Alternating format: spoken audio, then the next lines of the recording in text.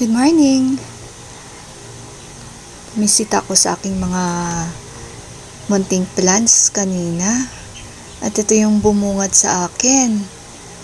Ayan, tingnan mo, tinapak na naman ng caterpillar yung aking mga halaman. Ayan, yung black velvet ko, nakakaawa. Ayan, inubos yung mga dahon. Ayan. Ayan, yung isa, halos wala ng dahon. Ilang dahon yata ang naubos niya. Ayan, eto, wala ng dahon. Ubos talaga, pinapak. Ayan, eto pa. Ayan, nagtira pa ng konti. Ayan, saka itong isa, nakalaylay. Ayan, nakakaawa. Ang ganda-ganda pa naman nito. Ayan, buti ito, wala. Hindi niya napansin. Kasi busog na siya. Lumipat sa iba. Ayan, itong isang pot na ito talagang ubos. Halos kinain niya yung mga dahon at iilan na lamang ang natitira. Ayan, 1, 2, 3. Tsaka sa baba, 4 leaves ata. At tsaka yung isa na kinainan. Tsaka itong sa isang pot ko pa, naubos din yung 2 dahon. Ayan, inubos talaga niya. Ayan, buti itong isang pot, hindi niya naabot. Ayan, buo pa siya at walang bawas yung mga dahon. Ayan, ang ganda pa naman nila, grabe.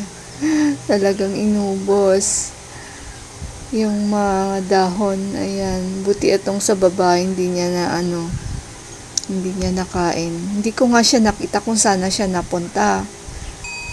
Ayan, nakakaawa yung aking mga black velvet.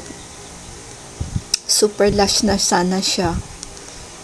Ayan, pero yung isang plant ko dito sa taas. Ayan, papakita ko sa inyo. Ito rin yung isa. Kinain niya rin yung dahon ng isa dito, yung malaking leaves. Ayan, wala yan. Ito, yan. Hindi ko nakalimutan ko kung anong name ng plant na ito. Pero ayan, ubos.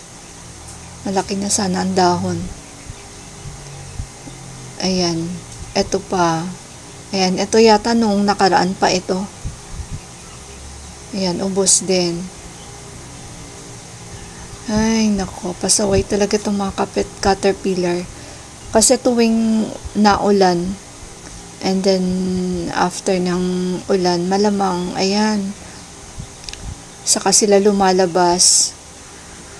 Nag-hatch ng egg yung mga butterflies, at saka ito, nabuo na sila, at saka yan, yung mga pananim. Ayan na siya, mga kaibigan, ayan na, ito ang salarin. Hindi ko alam kung ito siya yung kumain dun sa aking mga black velvet. Ayan, dito siya nalipat sa variegated alocasia ko. Mycorrhiza ata, alocasia mycorrhiza. Ayan, ang laki-laki niya, Ayan, ubos talaga yung leaves. Ayan. Naku po. Hindi ko pa nga siya natanggal Ayan, laki ng leaves nito inubos, kinain talaga. Ayan, nakakaawa. Buti may natira pero yung isang kinakapitan niya talagang ubos na.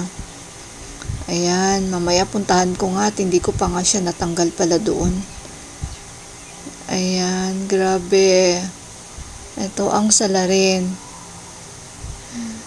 Ayan, ang ganda ng color niya. Ang laki-laki niya.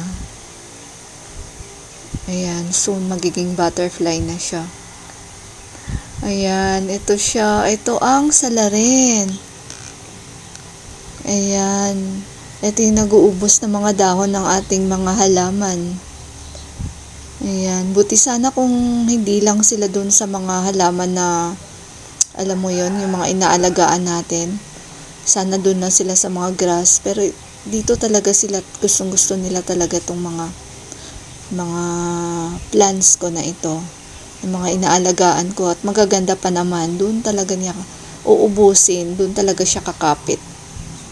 Ayan. Ayan, ang ganda ng color niya. Nakakatuwa lang din. Soon, magiging magandang butterfly na siya. Last time nakita ko merong butterfly pa kalipad-lipad At ito na nga pala siya.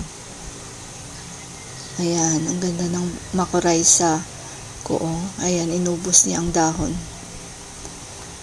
Ayan, salamat. Thank you for watching. Please support my channel mga sis. Thank you. God bless.